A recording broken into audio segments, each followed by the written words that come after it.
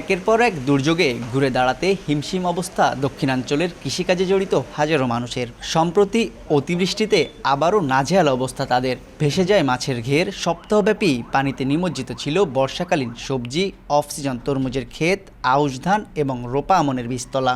বৃষ্টির পানি নেমে যাওয়ার সঙ্গে সঙ্গে স্পষ্ট হতে থাকে ক্ষতির চিত্র।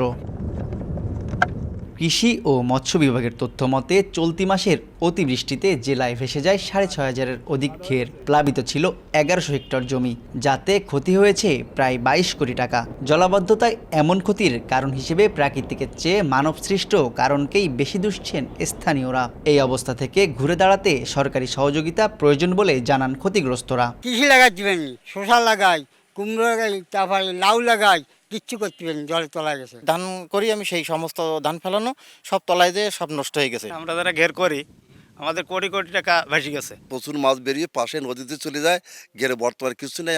আর সংশ্লিষ্ট সংস্থাগুলো বলছে ক্ষতিগ্রস্তদের তালিকা পাঠানো হয়েছে মন্ত্রণালয়ে। একই সঙ্গে ভবিষ্যতে ক্ষয়ক্ষতির পরিমাণ কমাতে বিভিন্ন পরামর্শও দেন তারা। কোন পর্যন্ত পানি ওঠে সেইটাকে মাথায় রেখে আমাদের ঘেরের পাড়গুলোকে ততটুকু উঁচু করতে হবে এবং মজবুত করতে হবে। আশা করি যে এক সপ্তাহের মধ্যে আমরা এটা পাওয়া যাবে। এখানে তাদেরকে বীজ সহায়তা দেওয়া হবে, তাদেরকে সারের সহায়তা দেওয়া হবে, মানে উপকরণ হিসাবে, এবং এটা কৃষককে তাদের প্রত্যেক কৃষকের হাতে এটা পৌঁছে দেওয়া হবে।